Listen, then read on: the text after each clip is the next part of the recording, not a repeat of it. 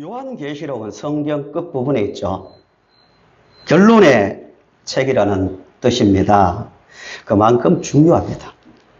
우리가 드라마나 영화를 보는데 시작부터 열심히 보다가 중간이 돼서 그냥 나와버리거나 안 보면 아무것도 사실 안 본 거나 다름없잖아요. 끝까지 결론을 보잖아요. 어떻게 됐어? 중간에 제대로 안 됐더라도 그래서 마지막에 어떻게 되었어라고 이렇게 말할 때가 있잖아요. 성경의 결론은 이 계시록인데요. 요한 계시록을 잘 하나씩 배우셔야 신앙이 균형이 잡힙니다. 창세기 말이 마태복음이 또 말라기가 이래서 이렇게 말씀하셨구나를 알 수 있으려면 계시록을 보셔야 됩니다. 요한계시록이 어떤 책인가?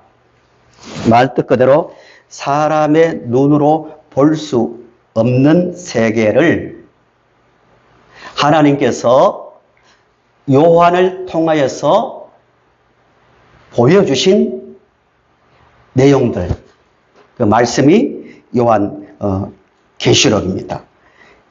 4장 5장을 보시는데요. 1장에서 3장은 지상교회의 모습을 하나님의 눈으로 진단해 주는 거예요. 사람이요, 많이 아는 것 같지만 자기 자신을 자기도 잘 모를 수가 있습니다. 라오디게아 교회가 그랬다 했죠. 우리는 부족한 것도 없고 열심도 있고 사업도 많이 하고 부자고 부족한 것이 없다고 했지만 하나님께서 보실 때는 아주 가난하고 발가벗었고 영적으로 어둡다라고 말씀하셨잖아요. 1장부터 3장은 지상에 있는 교회들의 실상을 보여주시는 거예요. 그래서 잘한 점은 칭찬하고 잘못된 점들은 책망을 하시는 거예요. 신앙이 잘 자라고 건강하게 자라려면요, 하나님의 말씀을 보고 격려도 잘 받아야 돼요. 격려도. 아이고, 이런 말은 나하고는 상관없어. 나는 복 받은 사람 아니야가 아니라 다 나에게 주신 복이다. 격려를 받을 수 있어야 되고요. 또 반대로 잘못된 점에 대해서는 단호하게 책망을 받을 수 있어야 됩니다. 목사는 목사가 못 보거나 다른 성도들이 못 보면 되는 것이 아니라 하나님 앞에서, 맞아, 내가 하나님 아버지 하나님 앞에서 이건 잘못된 일이야, 고쳐야지, 책망을 잘 받는 거예요. 그래서 교회에 칭찬과 책망을 하신 목적은 하나는 지켜라, 참 잘하고 있다, 그 믿음을 계속 지켜라, 격려하는 거고요. 또 반대로 한쪽은 고쳐야 된다, 고치지 않으면 큰일 난다는 말씀이에요. 이들을 이기는 자라고 표현합니다. 이기는 자. 성도님들도 신앙생활 가운데서, 믿음 생활 가운데서 꼭 승리하시길 바랍니다. 이긴다는 말은 계속 영적 싸움이 계속된다는 의미를 가지고 있습니다. 심리적으로 공격해오고, 환경을 통해서 공격해오고, 영적으로 공격해오고, 그래서 어떤 데는 두렵기도 하고, 때로는 하나님에 대해서 의심이 되기도 하고, 내가 정말 하나님의 사랑을 받고 있는가에 대한 그런 복잡한 생각도 들 때가 있는 거예요. 이 모든 것을 이겨 나갈 때 그 신앙은 승리하는 자리에 설 수 있는 겁니다. 이게 1장부터 3장 내용이고요. 이제 본문으로 들어왔어요. 4장, 5장은 장소가 확 바뀝니다. 1절을 보세요. 4장 1절. 2일 후는 1장부터 3장 내용이죠. 내가 보니 하늘에 열린 문이 있는데 내가 들은 바 처음에 내게 말하던 나팔 소리 같은 그 음성이 이르되 이리로 올라오라 해서 하늘로 올라가서 본 내용이 4장과 5장의 내용입니다. 우리 눈으로 천국을 볼 수 있습니까? 없습니까? 못 봅니다. 살아서는 못 봅니다. 그래서 하나님께서 사도 요한을 통하여 하늘나라의 모습을 보여주시는 거예요. 그 내용이 4장, 5장인데요. 요한을 통하여 우리는 지금 이 순간에 그 천국의 모습을 우리도 볼 수 있어야 됩니다. 우리가 봐야만 그 믿음 생활에서 맞아, 이렇게 사는 것이 맞아 하고 그 격려를 받으면 용기도 얻을 수 있고요. 또 자신을 다듬어 갈 수 있는 겁니다. 1절을 다시 보시면 내가 보니 내가 들은 바 이 말씀, 이런 말이 계속 반복되어 납니다. 계시록에 보시면 내가 보니 내가 들은 바. 왜 이 말을 강조하냐면은 그냥 요한이 일방적으로 나 천국 보고 싶다, 지옥이 어떤 곳인지 한번 보고 싶다, 그 보고 와서 그 성도들에게 말하면 얼마나 그 성도들이 정신 차리고 말씀을 받지 않겠는가, 그런 생각으로 막 기도하면서 하나님 천국 보여주세요, 천국 보여주세요 한 것이 아니라 반모라는 그 반모 섬에 유배되어 있을 때 맑은 정신 가운데서 하나님께서 일방적으로 보여주신 객관적 사건이라는 것을 강조하기 위해서 내가 보니 내가 들으리라는 말을 계속해서 강조하고 있습니다. 뭘 보았는가? 2절을 보세요. 내가 곧 성령에 감동되었더니 보라 하늘에 보호자를 베풀었고 그 보호자 위에 앉으신 이가 있는데 라고 말합니다. 구체적으로 세 가지를 봅니다. 이 세 가지를 꼭 기억하셔야 됩니다. 이 세 가지가 항상 내 머릿속에 자리 잡고 있어야 신앙생활을 계속 지속할 수 있는 힘을 얻습니다. 근데 조금 전에 드린 대로 어떻게 요한이 천국을 보게 되었는가, 이런 표현이 나옵니다. 1절에 내가 보니 하늘에 뭐가 있다고요? 열린 문이 있대요. 열린 문. 인간이 이해하기 쉽도록 표현한 거죠. 뭐 영적인 세계를 어떻게 표현하겠습니까? 내가 보니 하늘에 열린 문이 있는데 그 문을 통해서 내가 다 들어가서 보았다는 거예요. 성경을 보시면 이 하늘에 열린 문이라는 표현이 많이 나옵니다.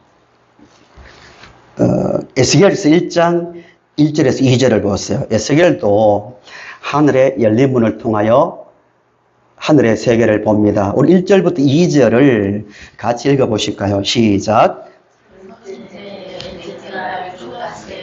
내가 그발 강가 사로잡힌 자 중에 있을 때에 하늘이 열리며 하나님의 모습이 여호야긴 왕이 사로잡힌 지 5년 그날 조다세라. 아멘. 에스겔이 하늘이 열리며 하나님이 모습을 보였다는 거예요. 이 일이 실제 일어난 역사적 사실임을 강조하기 위해서 30째 해, 구체적으로 말합니다. 30째 해, 넷째 달, 조다섯에 몇 년, 몇 월, 며칠이라고 말해줍니다. 그 다음에 장소, 내가 그발 강가 사로잡힌 자 중에 있을 때에 또 여호야긴 왕이 사로잡힌 지 5년 그달 초다셋라고 구체적으로 말합니다. 실제라는 거, 실제 열린 문을 통해서 하나님의 모습을 봤다는 거예요. 마태복음 3장 16절에도 예수님께서 세례를 받으실 때 잘 아시는 장면이죠. 예수께서 세례를 받으시고 곧 물에서 올라오실 때 뭐가 열립니까? 하늘이 열렸대요. 초물리적 현상이에요. 초물리적. 이 큰 광대한 우주에서 목사님 아무리 우주로 나가도 문이 안 보이는데요. 이렇게 말할 수 있잖아요. 초물리적 지금 장면입니다. 시간과 공간을 넘어선 하나님의 역사 가운데서 보여주는 문이에요. 하늘 문이 열리고 하나님의 성령이 비둘기같이 내려 자기 위에 임하심을 보시더니라고 말합니다. 또 한 곳 더 볼까요? 사도행전 7장 55절에서 56절을 보시면 스데반이 체험합니다. 스데반이 성령 충만하여 하늘을 우러러 주목하여 하나님의 영광과 및 예수께서 하나님 우편에 서신 것을 보고 말하되 보라. 뭐라고요? 하늘이 열리고 인자가 하나님 우편에 서신 것을 뭐한다? 보노라라고 말합니다. 특별한 경험이죠. 자기의 육신의 눈으로 그 장면을 보고 보라. 지금 하늘이 열렸다라고 말하고 있는 거예요. 이렇게 성경의 여러 곳에 하늘이 열린 사건이 기록되어 있습니다. 사도 요한도 열린 하늘을 통해서, 하늘 문을 통해서 하늘의 모습을 보는데 이 세 가지가 매우 중요합니다. 세 가지. 많은 것을 보는데 이 요약하면 이 세 가지를 꼭 기억해야 됩니다. 우리는 가볼 수 없지만 요한을 통해서 보여주신 그 장면을 통해서 우리도 말씀을 통해서 하늘에 들어가서 날마다 이 장면을 생각하고 묵상하면서 이 땅을 살아야 됩니다. 첫째는 보좌에 앉으신 하나님을 봅니다. 첫 번째요. 첫 번째 하나님을 보았다는 거예요. 2절을 보세요. 2절 다시. 내가 곧 성령에 감동되었더니 보라. 하늘의 보좌를 베풀었고, 보좌는 하나님께서 앉으신 의자죠. 베풀었고 그 보좌 위에 앉으신 이가 있는데 라고 말하고 있습니다. 보좌에 누가 앉아 계셨습니까? 하나님이요. 천국에 많은 장면이 있는데 왜 그 많은 그 장면 중에서 하나님께서 보좌에 앉아 계시는 장면을 보여주셨을까요? 그 당시의 시대적 배경을 우리는 잘 이해를 하셔야 됩니다. 이 당시에 요한계시록을 기록할 당시에 교회가 어떤 상황에 처해 있었냐면은 이미 예수님의 제자들은 십자가에 달려 죽고 돌에 맞아 죽고 목이 베어 죽고 낭떠러지에서 떨어져 죽고 다 순교를 당했습니다.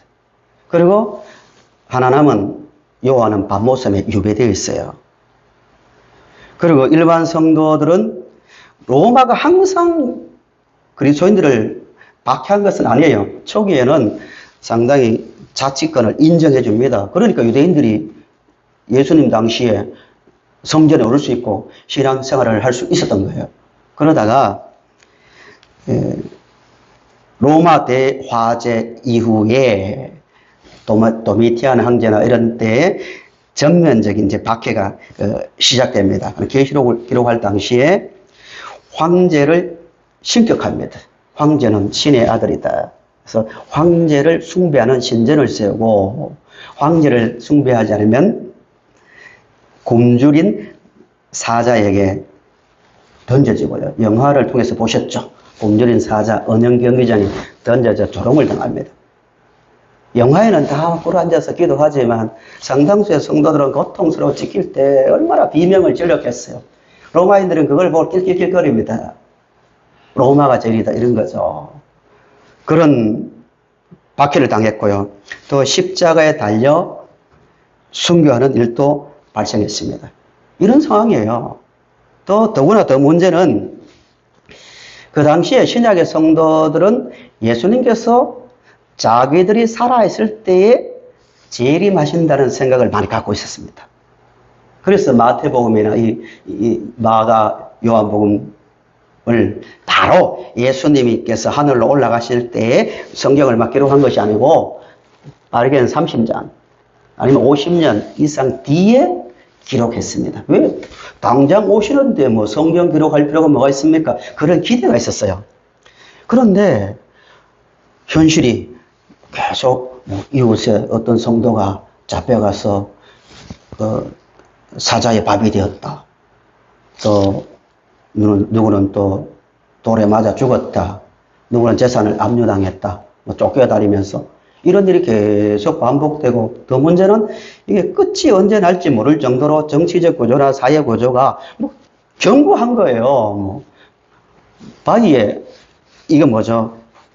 계란치기 정도로 열심히 기도했을 거 아니에요. 하나님, 주님, 곧 오신다고 하셨잖아요. 주님 오실 줄 믿습니다. 하고 초기에는 눈물 흘리며 찬송도 부르고, 우리를 많은 사람들 중에서 구원해 주신 은혜 너무너무 감사합니다. 로마의 그 귀족이 아니라 우리를 구원해 주신 것 너무 감사합니다. 다 은혜입니다. 하고 감격해서 보였는데, 계속 현실은 그대로인 거예요. 자기들 눈에 볼 때는 기도해도 그 자리고, 로마는 경고하고, 황제는 더 큰 소리 치고 이러니까 내부에서 문제가 발생하기 시작한 거예요. 교회 안에서 말입니다. 밖은 둘째 치고.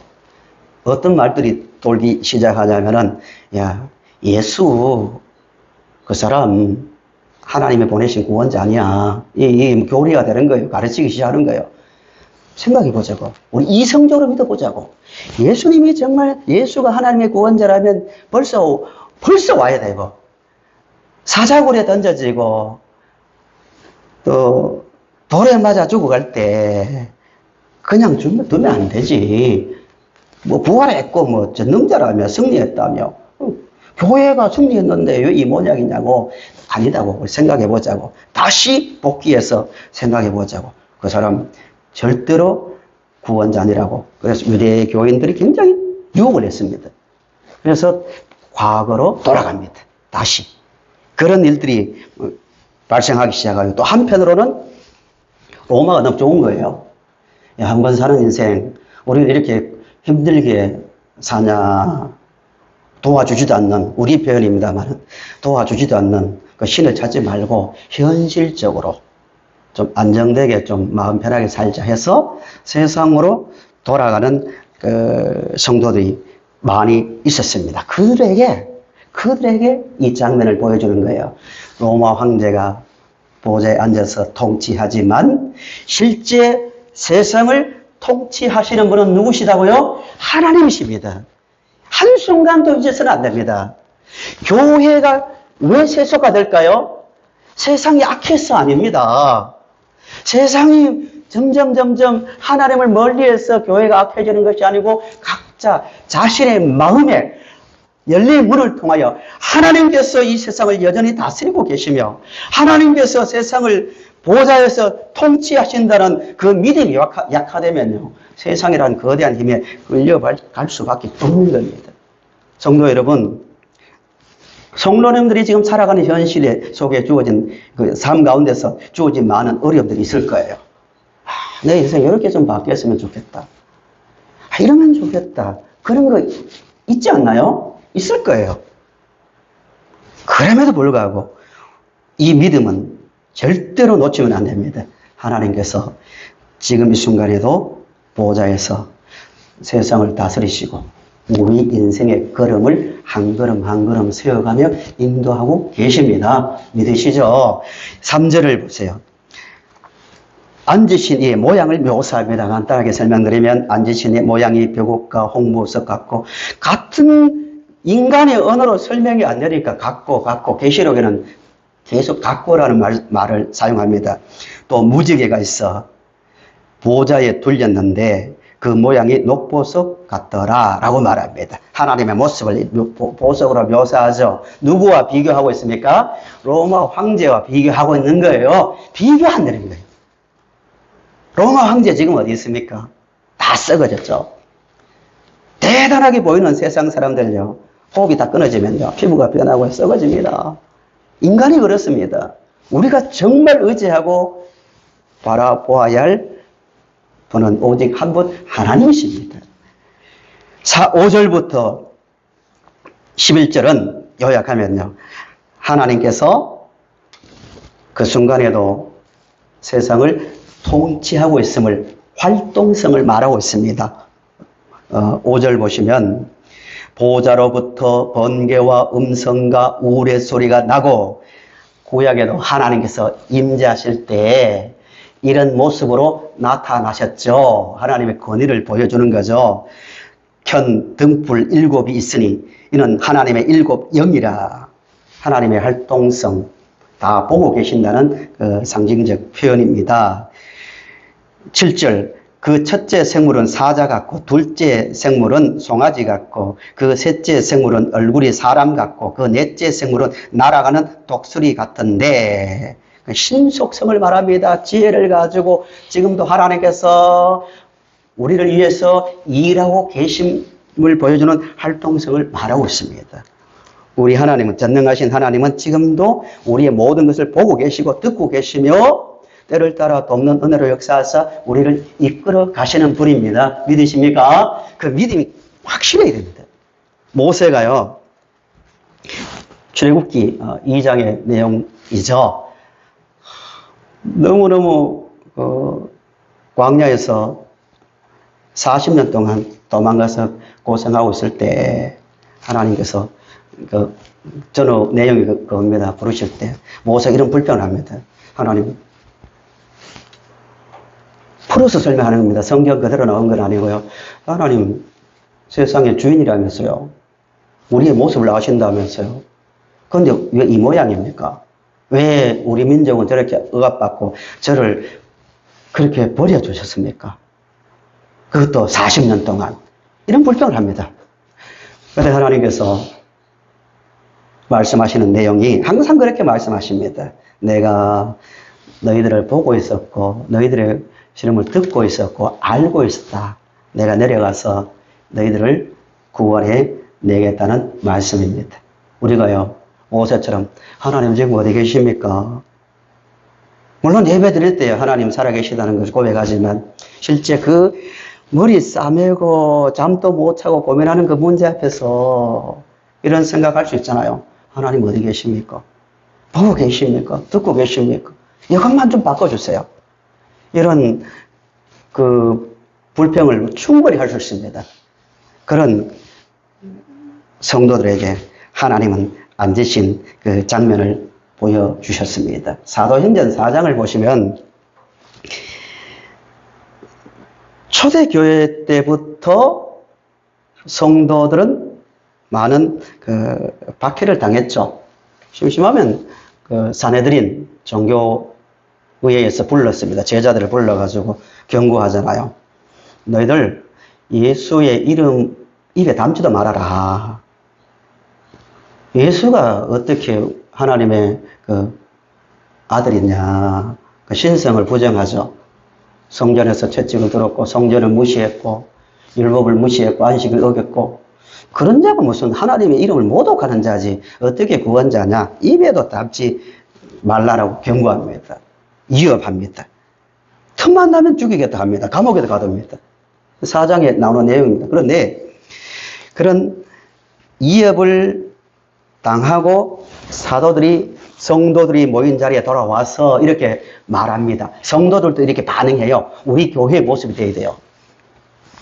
4장 24절을 보세요. 24절 우리 같이 읽어보실까요? 우리의 고백이라는 생각으로 같이 시작. 4장 사도행전 4장 24절 같이 읽어봅니다. 시작. 그들이 듣고 한 마음으로 하나님께 소리를 높여 이르되 대주제여 천지와 바다와 그 가운데 만물을 지으신 이시오. 아멘. 위협한 사람들이 누구예요?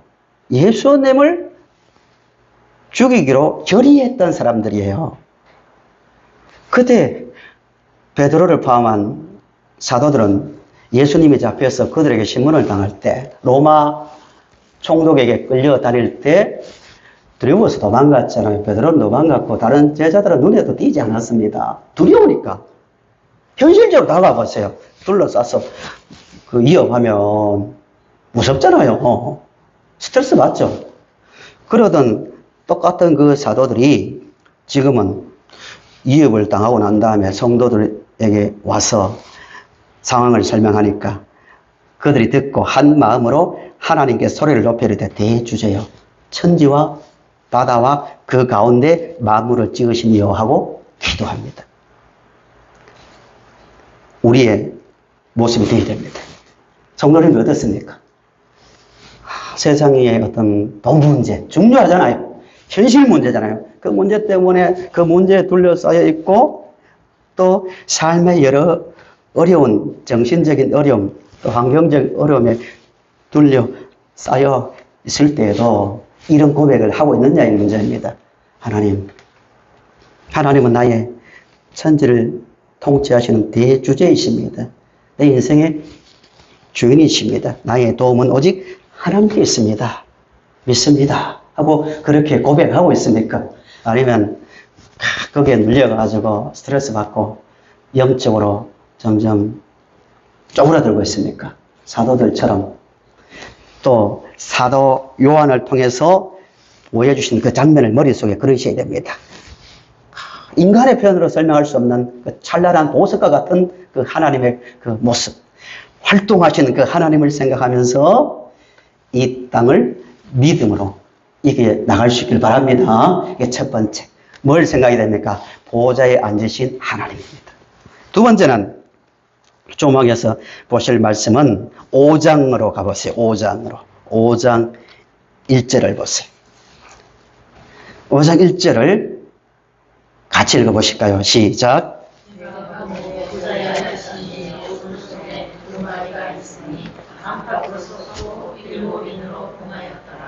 두 번째, 항상 생각해야 될 장면입니다. 보좌에 앉으시니 오른손에 뭐가 있습니까? 두루마리가 있는 거예요. 그 장면이 사도 요한의 눈에 들어왔습니다. 이 두루마리가 도장이 몇 개가 찍혀 있다고요? 7개가 찍혀 있어요. 지금은 책처럼 이렇게 편리하게 되어 있지만 옛날에는 중요한 문서가 이렇게 왕이 뚫뚫 말아서 전달하잖아요. 도장이 뚫뚫 찍혔는데 풀면 또 찍혀있고 풀면 찍혀있고 7개나 찍혀있어요. 왜 그럴까요? 아무나 그것을 열어서 보지 못하게 하겠어요. 중요한 비밀 문서가 있을 수 있고 중요한 내용이 들어있으니까 그 장면을 본 거예요. 근데 뒤에서 무슨 소리가 들리는데 2절에 또 봄에 힘있는 천사가 큰 음성으로 외치기를 누가 그 두루마리를 펴며 그 인을 떼기에 합당하자라는 소리가 들립니다. 누가 그 두루마리를 펴기 위해서 인을 뗄 수 있는 자격이 있는가 하는데 누가 있었습니까? 하늘에나 땅 아래 아무도 없는 거예요. 아무도 말을 못하는 거예요. 떼야 되는데 사도 요한이 그 장면을 보고 크게 울었다고 말합니다. 노인이 울었다고 생각해 보세요. 왜 울었을까요? 요한은 그 책이 오른손에 들려진 그 두루마리가 어떤 책인지를 알았기 때문입니다. 그 책이 구원에 하나님께서 우리의 구원을 계속 진행해가는 이루어가는 책입니다. 상징적이죠. 실제 본 거지만 우리에게 메시지를 주는 거죠. 울었을 때 5절부터 7절을 보세요. 크게 울고 있는데 장로 중에 한 사람이 내게 말하되 울지 말라. 유대지파의 사자 다윗의 뿌리가 이겼으니 그 두루마리와 그 7인을 떼시리라 하고 이제 하나씩 떼면서 일어나는 일들이 6장부터 일어나는 일이에요. 그러니까 핵심적인 내용이 다 들어있는 거죠. 인을 떼야만 그 다음에 내용들이 진행되는 거예요. 중단되어 있는 것처럼 보이는 거예요. 그런데 감사하게도 유다 지파의 사자 다윗의 뿌리, 예수 그리스도를 말하죠. 유다 지파의 다윗의 뿌리 후손으로 오신 분이잖아요. 예수님이 뗄 수 있다 하고 6절 내가 또 보니 보좌와 내 생물과 장로들 사이에 한 어린 양이 서 있는데 일찍이 죽임을 당한 것 같더라라고 말합니다. 그러니까 어린 양 예수께서 구원의 책을 계속 인을 떼어갈 수 있다는 그 말씀입니다. 왜 이 장면이 중요하냐면은 서론에서 말씀드린 대로 그 당시에 성도들이 고통 가운데서 예수님은 언제 오시는가? 왜 안 오시는가? 해서 많이 흔들렸단 말입니다. 그들에게 하나님은 지금 이 순간에도 우리의 구원을 어떻게 하신다? 어린 양 예수를 통하여 이루어가고 계신다는 것을 보여주고 있는 거예요. 중단된 것이 아닙니다. 하나님의 구원의 일들은 지금 중단된 상태가 아닙니다. 지금도 하나도 빠짐없이 하나하나 이루고 계신다는 것을 믿으시기 바랍니다. 하나님의 구원의 계획이 어떻게 진행되어 왔습니까? 예수님을 이 땅에 보낸다. 이루어졌습니까? 안 이루어졌습니까? 이루어졌습니다. 예수님께서 십자가에 달려 죽으신다. 이루셨습니까? 안 이루셨습니까? 이루셨습니다. 부활하신다. 이루셨습니다. 승천하신다. 이루셨습니다. 이제 남은 것 하나가 있어요. 이제 때가 되면 이 땅에 심판주로 다시 오신다는 거예요. 하나도 빼지 않고 이루셨듯이 지금도 하나님의 약속대로 그 일들을, 구원의 역사를 이루고 계십니다. 개인의 역사도 마찬가지예요. 성도님들 향한 구원의 그 일들도 지금까지 이루어오셨고, 지금도 이루시고, 앞으로도 이루어 가십니다. 믿으십니까? 빌립보서 1장 6절을 보시면 이렇게 말하고 있습니다.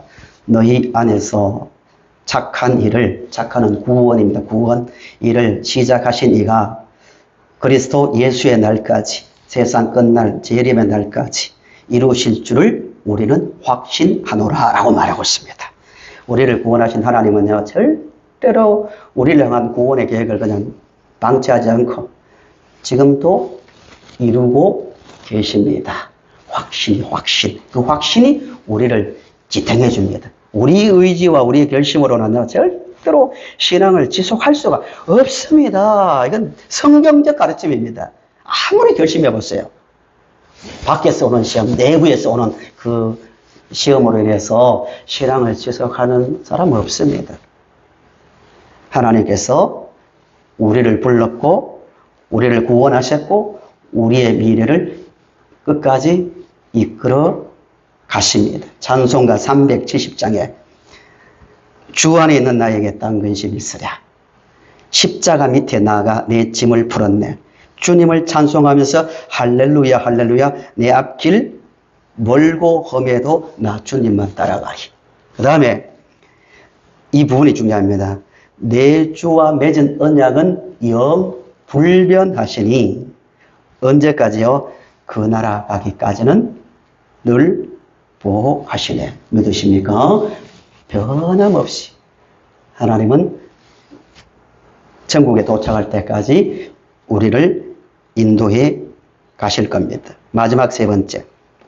첫 번째는 하나님의 보좌에 앉으신 통치자 하나님의 모습. 두 번째는 그 약속의 말씀대로 구원을 이루어 가시는 하나님. 세 번째로 본 장면을 항상 우리가 생각하며 살아야 되는데 그 자리에 있는 우리의 모습입니다. 성도들의 모습입니다. 딱 요약하면 다시 4장으로 가보세요. 4장 4절을 보세요. 4장 4절. 우리가 지금 어디에서 있을 것인가를 보여줍니다. 4장 4절. 또 보좌에 둘려, 보좌에 몇 개가 있습니까? 24 보좌들이 있고 그 보좌들 위에 누가 앉아 있습니까? 24 장로들입니다. 24 장로들. 계시록에는 12, 7, 24라는 숫자가 많이 나오는데요. 그 숫자의 의미를 맞아. 24는 이런 뜻이야. 12는 이런 뜻이야를 동의하고 하시려면 전체를 잘 보셔야 됩니다. 24 장로는 신약과 구약의 모든 성도들을 대표합니다. 구약 12, 신약 12 이라면은 이 부분은 더 이상 설명하지 않겠습니다. 충만한 숫자를 상징합니다. 성도들이 어디에 앉아 있습니까? 그 영광스러운 하나님의 보좌 주위에 둘러 앉아 있습니다. 뭘 쓰고요? 금관을 쓰고 성도의 존귀성을 말하는데요. 5장으로 보세요. 마지막 이 부분. 5장 9절부터 쭉 제가 읽어보겠습니다. 우리의 모습을 그려보자는 거예요. 5장 9절부터. 그들이 새 노래를 불러 이르되 두루마리를 가지시고 그 인봉을 떼기에 합당하시도다. 일찍이 죽음을 당하사 각 족속과 방언과 백성과 나라 가운데에서 사람들을 피로 사서 하나님께 드리시고 그들로 우리 하나님 앞에서 나라와 제사장들을 삼으셨으니 그들이 땅에서 왕 노릇하리로다 하더라 하고 내가 또 보고 들으매 보좌와 생물들과 장로들을 둘러싼 많은 천사의 음성이 있으니 그 수가 만만이요 천천이라. 그 큰 음성으로 이르되 죽임을 당하신 어린 양은 능력과 부와 지혜와 힘과 존귀와 영광과 찬송을 받으시기에 합당하도다라고 모든 성도들이 구원의 은혜를 찬송하고 있습니다. 그 자리가 너무 영광스럽고 구원이 너무나 크기 때문입니다. 우리 항상 그 장면을 생각하게 됩니다. 이게 우리의 모습입니다. 우리의 미래의 모습입니다. 우리는 때가 되면 영광의 그 자리에 앉아서 하나님을 주 예수 그리스도를 찬송할 그 날을 맞이할 겁니다. 그것을 소망이라고 말합니다. 이 말씀을 정리합니다. 성도 여러분, 우리는 이 땅을 밟고 살고 있습니다. 이 환경 속에 살고 있기 때문에 아무리 우리가 의지를 강하게 가지더라도 환경 속에서 오는 많은 상처도 받을 수 있고 힘들어할 수도 있고 혼란에 빠질 수도 있습니다. 우리의 보는 것이 한계가 있기 때문에. 그런 우리들에게 하나님께서 요한을 통하여 열린 문을 통하여 이 장면을 보여주셨습니다. 항상 생각합시다. 이 땅에 있지만 하늘의 장면을 생각하며 통치하시는 하나님, 말씀을 이루어 가시는 어린 양을 통하여 이루어 가시는 예수 그리스도, 그리고 우리의 미래의 모습을 그리면서 스데반처럼 똑같이 스데반이 돌에 맞아 죽으면서도 보라 열린 하늘 문을 통해서 보면서 고백한 것처럼 우리도 동일하게 이 세상을 향하여 보라 하늘이 열리고 하나님이 나를 보고 있다. 우리의 모습이 장차 저런 모습이다라고 고백하고 외치면서 소망을 가지고 살아가는 우리의 신앙생활이 될 수 있기를 바랍니다.